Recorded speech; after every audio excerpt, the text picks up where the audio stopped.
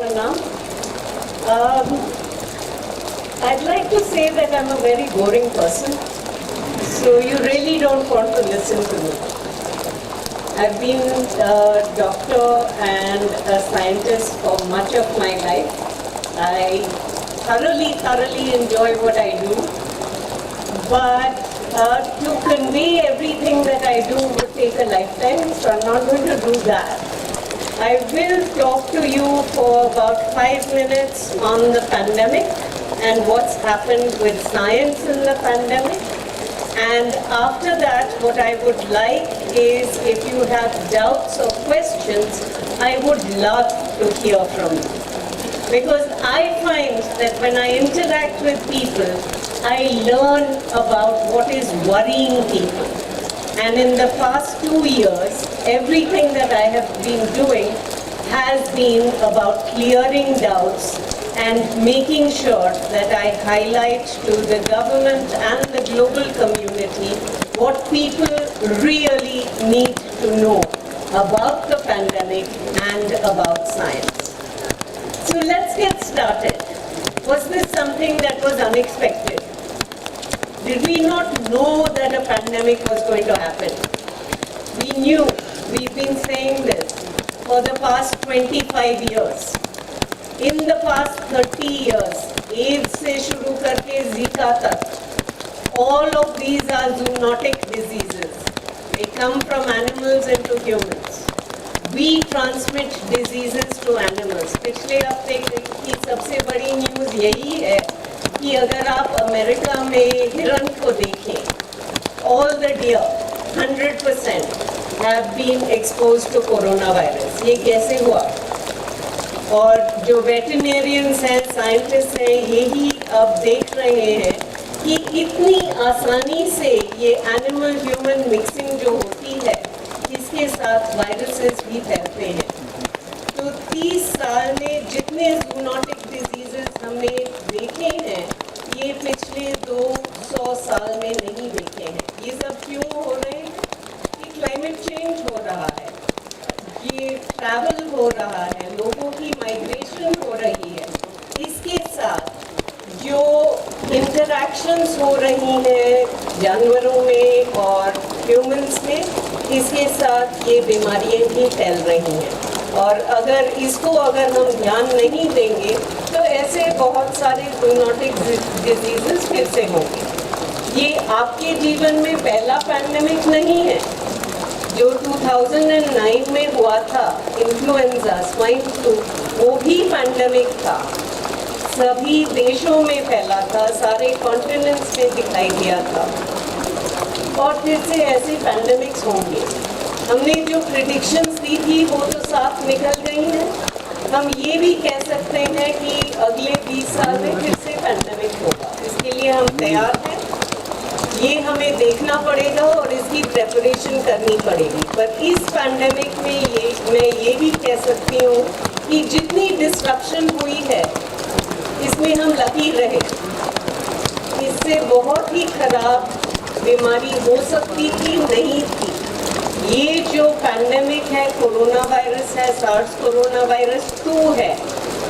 आपको याद रहेगा कि 2003 में सार्स कोरोना वायरस 1 हुआ था। उसकी केस फेटालिटी रेशो 10% है, इसका 0.1% है। आप सोचिए, अगर वैसी केस फेटालिटी रेट रहती और ट्रांसमिशन इसका इसी तरह रहा तो क्या हो सकता था? और उसके लिए हमें प्रेपरेशन करनी चाहिए। दूसरी बात, हम क्यों लकी हैं? वैक्सीन आसानी से बन गई। वैक्सीन्स के लिए जब हमने शुरुआत की थी, शोध की, पिछले साल की थी, जब सीक्वेंस हमें मिली 2 दिन के बाद रिसर्च शुरू हो गया, वैक्सीन डिज़ाइन हो गई, mRNA वैक्सीन की शुरुआत हो गई। 10 महीने में हमने वैक्सीन बना दी और ये वैक्सीन बहुत ही इफ़ेक्टिव वैक्सीन है। जो भी हम ट्राई करते हैं, जो भी प्लेटफॉर्म हमने ट्राई किया है, सारे सक्सेसफुल बने हैं। mRNA वैक्सीन बनाई है, DNA वैक्सीन बनाई है, इनएक्टिवेटेड वैक्सीन बनाई है, वेक्टर्ड वैक्सीन बनाई है, सारी काम कर रही हैं। यूजुअली अगर हम वैक्सीन बनाते हैं तो 10 वैक्सीन्स की कोशिश करते हैं तो एक सक्सेसफुल बनती है। इस बार क्या हो रहा है कि हमें अभी 18 वैक्सीन सक्सेसफुल हैं और 5 वैक्सीन का फेलियर हुआ है, तो रेशो ही रिवर्स हो गया है। और ऐसा क्यों हुआ है?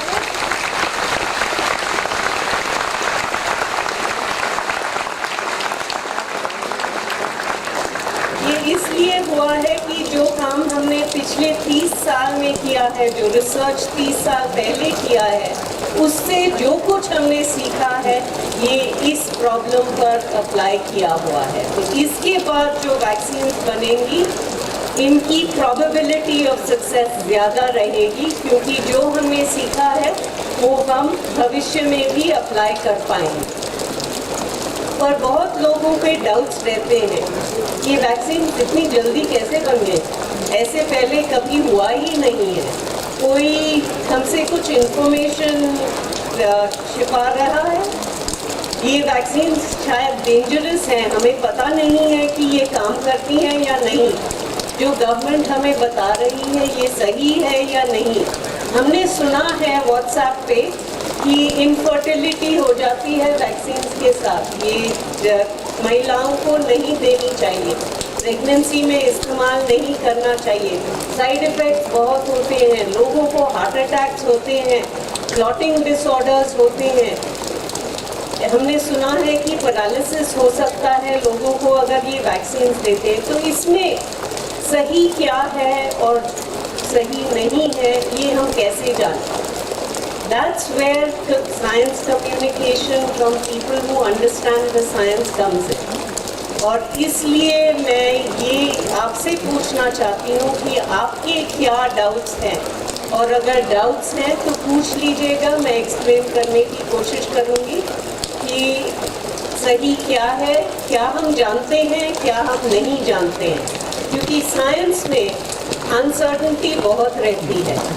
It takes a long time for us to be confident in our data, और वैज्ञानिक जब कम्युनिकेट करते हैं तो वो अनसर्टेनिटी की कम्युनिकेशन, कितना कॉन्फिडेंस है हमें जो रिजल्ट्स मिले हैं, कि वो कम्युनिकेट करना कभी प्रॉब्लमेटिक हो जाता है।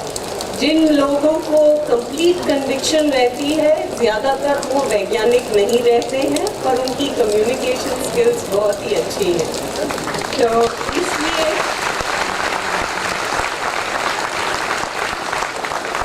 मैं आपसे पूछना चाहूँगी, please ask questions. As Ranjit Singh ji will tell you, there are no stupid questions. If you have a doubt, somebody else has that doubt also, right? And the best way to clarify your doubts is to ask those questions, and I would love to learn from you. So I know that there aren't necessarily mics out there, or there is one there, thank you very much. So if you have any doubts at all about the viruses, about diseases, about the vaccines, please ask. I would really appreciate hearing from you.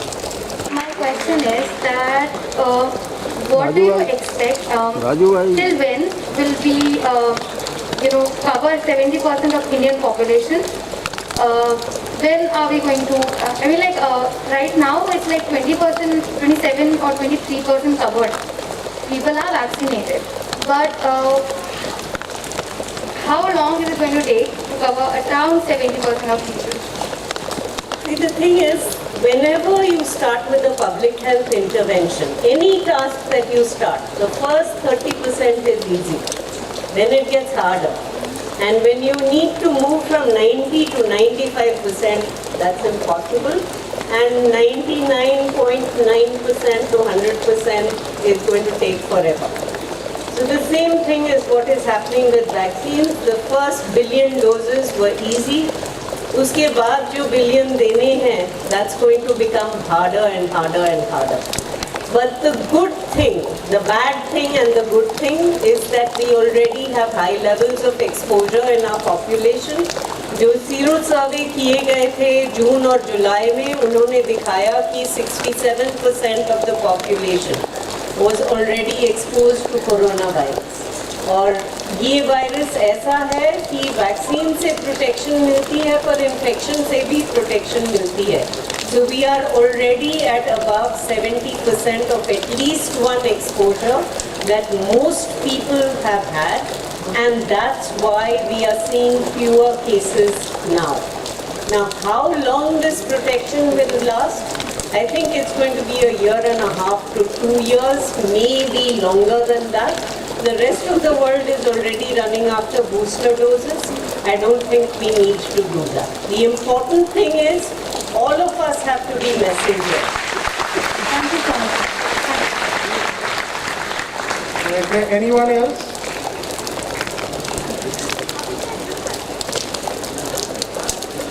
Okay, You want to come down here and ask? I can there are quite a read few your hands that have questions. been going up. All right. Yes, please. Would you like to walk? Yes. Second dose ले लिया है. तो ma'am वहाँ पर बहुत सारे लोग कह रहे थे कि हम डरते हैं वैक्सीनेशन से. तो मैम जैसे कि मोदी जी की स्पीच दे चुके हैं और भी बहुत अच्छे टीचर्स थे जिन्होंने इस स्पीच के द्वारा हमें बताया कि वो इसमें कोई साइड इफेक्ट नहीं है, इजीली उस चीज़ पर विश्वास कर सकते हैं. तो मैम मुझे वहाँ पर एक क्वेश्चन पूछा गया था उन्हीं लोगों द्वारा कि ये लोग कह रहे हैं कि इस चीज़ पर विश्वास कर सकते हैं, लेकिन कोई बता नहीं रहा कि कैसे कर सकते हैं. मतलब क्या ऐसी एक चीज़ है जो हम पे कम्प्लीटली उस पर विश्वास करें, लाइक प्रोज एंड कॉन्स जो हम कहते हैं. तो मैं आपसे जानना चाहूँगी कि मैं उनकी बात सुनकर विश्वास तो करूँ, पर मेरे पास कोई रीज़न नहीं है विश्वास करने के लिए, तो वो रीज़न जानना चाहूँगी मैं. I think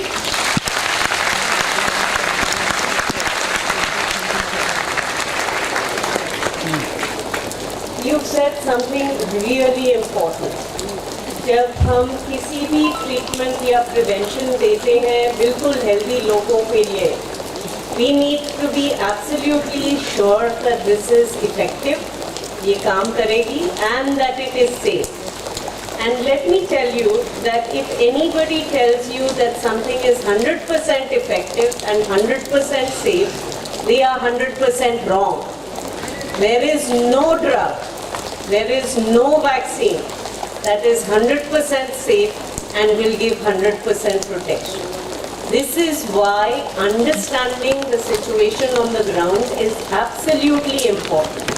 For every drug, when you are sick, you have no problem taking a drug. मैंने एंटीबायोटिक ले लिया, एंटीबायोटिक लेने के बाद डायरिया हो गया, but doesn't matter क्योंकि बुखार तो निकल गया, right? So you accept the side effect when you are taking something that is going to make you well when you are sick. पर अगर healthy लोगों को वैक्सीन देनी है, then how do you give them assurance when as a scientist you cannot be 100% sure that everything is going to be fine. So this is where data becomes important. इस vaccine की efficacy ये है, इसको हम monitor कर रहे हैं. इस वैक्सीन के साइड इफ़ेक्ट्स हैं, ये साइड इफ़ेक्ट्स हैं और ये रेट है साइड इफ़ेक्ट्स का. जैसे कि थ्रोम्बोसिस और थ्रोम्बोसाइटोपेनिया सिंड्रोम एक बहुत ही रेयर साइड इफ़ेक्ट है. ये वेक्टर्ड वैक्सीन्स के साथ होता है, जो एस्ट्राजेनेका कोविशील्ड है और जॉनसन एंड जॉनसन वैक्सीन. इनका साइड इफ़ेक्ट ये होता है, पर 50,000 लोगों को वैक्सीनेट किया, उनमें से एक में ये साइड इफ़ेक्ट होगा. और अगर इसे हम रिकग्नाइज कर लें और उन लोगों को अस्पताल ले जाएं, तो उसकी ट्रीटमेंट भी है. बट ये कन्वे करना, जब गवर्नमेंट आती है प्रोग्राम करने के लिए, ज़्यादातर ये साइड इफ़ेक्ट्स के बारे में बात नहीं होती है. तब जब साइड इफ़ेक्ट हो जाता है तो सभी को डाउट रह जाता है कि हमें इस बार सच नहीं बताया था, ये छिपाया था, और अगली बार क्या होगा. तो same situation that you describe, हम एक ट्राइबल कम्युनिटी के साथ काम करते हैं और हम अभी एक ट्रायल कर रहे हैं जहाँ पे हम मिक्स एंड मैच शेड्यूल्स को टेस्ट कर रहे हैं. एक कोविशील्ड का डोज, एक कोवैक्सिन का डोज, उसका असर क्या होता है इम्यून रिस्पॉन्स पर. तो एक ट्राइबल कम्युनिटी के पास हम गए और कहा कि हम ये ट्रायल कर रहे हैं, आप इसमें भाग लेंगे या नहीं. और हमने सोचा था कि शायद इस कम्युनिटी में 10-20 लोग मिलेंगे जिन्होंने अभी तक वैक्सीन नहीं ली है और इनको हम ट्रायल में इन्वॉल्व कर सकते हैं। हमें पता चला कि किसी ने भी वैक्सीन नहीं ली है। क्यों नहीं ली है? क्योंकि ये सरकारी वैक्सीन है। तो सरकारी वैक्सीन हम नहीं लेंगे, पर आप लोग सीएमसी से आए हैं, सीएमसी को हम जानते हैं। आप कह रहे हैं कि इसमें भाग ले, हम भाग लेंगे। तो हमने इसको डिस्कस किया और सोचा कि ये तो सही नहीं है। इनको सरकार पे ट्रस्ट नहीं है, पर इनके लिए क्या सही है? इनके लिए यही सही है कि हम इनको बताएं कि ये है ट्रायल, अलग बात है।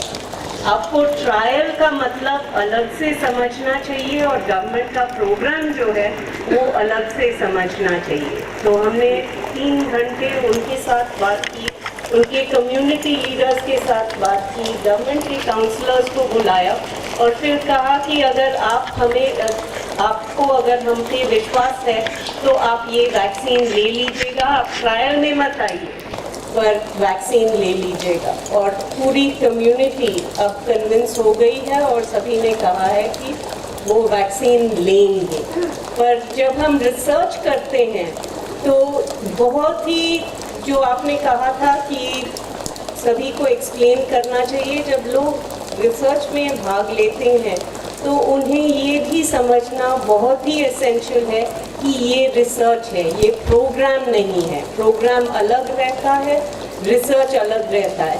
इंडिया में बहुत सारे लोग रिसर्च से रिलक्टेंस दिखाते हैं, कहते हैं कि सभी को गिनी पिग्स बना रहे हैं, राइट? और हम रिसर्च में यही करते हैं, लोगों को गिनी पिग्स बनाते हैं। पर क्यों गिनी पिग्स बनाते हैं? क्योंकि कल ट्रीटमेंट, अच्छी ट्रीटमेंट निकलनी चाहिए।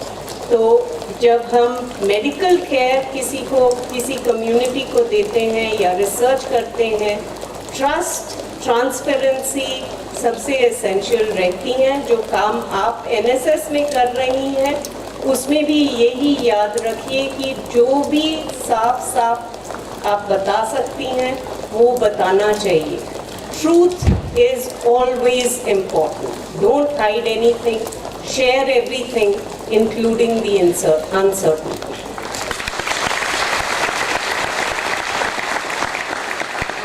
Thank you, ma'am. So thank you all very much, and I think we'll move on now.